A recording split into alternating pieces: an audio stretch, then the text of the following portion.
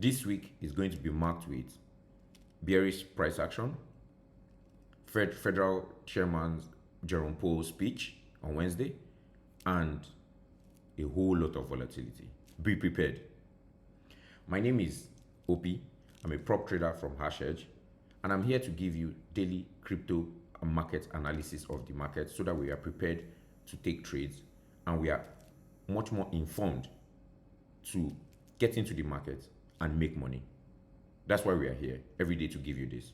Let's just jump straight into the crypto market. And you look at the overview on the daily charts on the crypto bubbles, and you can see we are red across the board.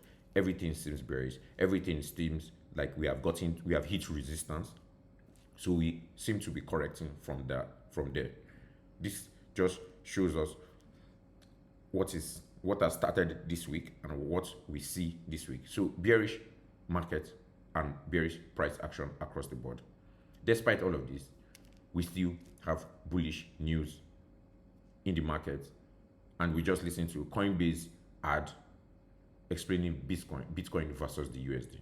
If a Bitcoin was the size of a quarter, all 21 million of them would fit inside a single shipping container. But to fit the dollars the Fed prints on average every day, you'd need 72 shipping containers. Each year, you'd need 26,280 containers. And to fit what they've printed in the last decade, well, you'd need a lot more than that. It's just explaining that the future of money is here, how much has been printed in the last decade, and we will continue to print because most fiat currency is debt, and that's the only way to offset whatever debt most sovereign nations are going through. This is why the onset of the future of money is here. We are here at the right time, and we still have an exponential growth to go.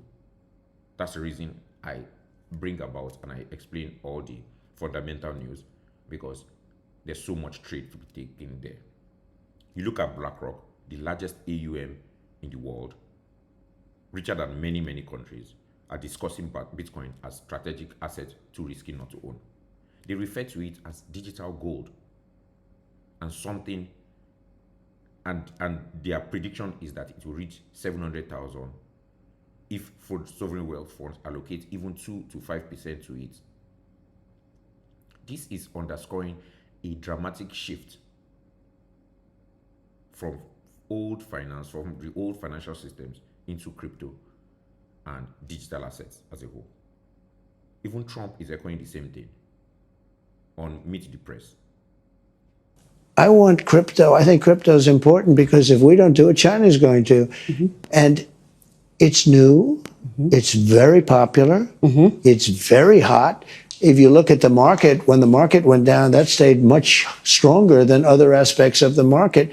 But I want crypto because a lot of people, millions of people want it. I don't know if you know that Biden went after it violently, and then before the election, he changed his tune entirely. His head of the SEC, everybody changed their tune. You know why? Because there were hundreds of millions of people that are participating in crypto, and they wanted to get their votes. It's very odd. I think even Trump is more bullish than all of us in this market. All these guys see what is coming. Institutions are here. Governments are here. Retail is still yet to be seen. That's why we are putting videos like this, so that you can take advantage and create generational wealth for yourself. There's so much trade to be made. Look at Binance is partnering with Turkistan to launch crypto payments and blockchain education. Microsoft too is planning to buy 84 billion worth of Bitcoin. What do you say to this? There's so much trade to be made. So much trade to be made. So much money to be made. That's why we're here to give you these videos, so that you take advantage. Now we just move on to macroeconomic analysis and data about that. And President Trump is saying he will lower tariffs on China at some point. Also marking this week's highly volatile and highly uncertain price action and data. This is what price action doesn't like. Uncertainty, market uncertainty, and vagueness in the system. Because it is clear it has not been settled between China and US and Russia and Ukraine and all of this. So all this is driving uncertainty in the market. And we look at the further economic data from in America itself. And what that is really marked with is Wednesday's FOMC meeting and the Fed chair Jerome Powell speaking on Wednesday at the press conference. So that would be very, very interesting to listen, because what we are anticipating is a hawkish Powell, and that would mean there will be pressure on assets. So that is not really bullish for markets. We will be watching all of that and waiting for price action after Jerome Powell's speech, because that will mark and that will determine where price is moving in the market as a whole. So now we just jump right into the chart. Based on all of this analysis, Bitcoin is still bullish, institutions are still here, government is still here, like we have explained and shown. Despite we have Fed Jerome Powell speaking on Wednesday using a hawkish tone, we have it's going to be probably a volatile week and a lot of market uncertainty. You can see what is the price action telling us right now. We are bearish on the weekly. We closed the weekly at below 97. So this close shows us that we are dumping. We are going to be dumping downwards for the time being.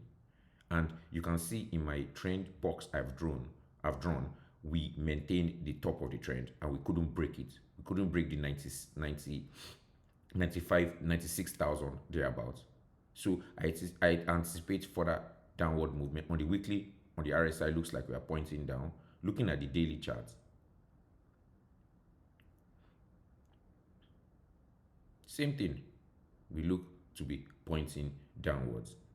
So I anticipate a further movement towards first a bounce at 92 before we move again, if we are going to remain further down to 90,000. And if we are going to go further down, I'll be looking for another support at 88. The main thing is that we don't break the 88,000 levels, and that will still confirm that we are still bullish uptrend for now. Looking at the RSI on the daily, looks to be pointing downwards. So market, we appear to be on a bearish structure technically right now. Looking at Solana, we are consolidating and moving on a sideways trajectory on the weekly. We remain in our trend between our support and our resistance. So nothing really is showing us price action on Solana. Even on the daily, same thing. It looks to be heading down. You can see the RSI looks to be pointing downward. So we expect further downside movement on Solana. On SUI, which has been very interesting for us, we look at the weekly. Also, as at our box trend range we drew, we look to have followed it perfectly. And we are bouncing right now, but I believe this is just a small relief bounce. So I'll be expecting a further pullback to $2.9. Looking at the daily, it shows us more downside. More downside. So I'll be expecting a support to, like I said, the 2.9. Looking at the RSI, looks like it's pointing just a little bit right now upwards, but I'll be expecting further movement to the downside. Of course, this is going to be evident in the crypto fear and greed index, where we are, very, very obvious, we are now at neutral zone because the market is bearish at the moment. So obviously, a lot of people are bearish at the moment and they have lost interest. So my bias right now for this week is to look, and based on the price action and looking at everything, is to look for shorts only if Bitcoin reclaims the previous high at 97,000 levels. But everything right now looks like we are overbought. We have been in overbought territory. We look like we have topped for the time being. So we need to reclaim support levels before further move either ways. But I remind you, manage your risk levels.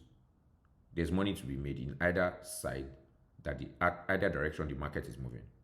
That's why we are traders here every day, to make money and to give you analysis of the market and to make you rich.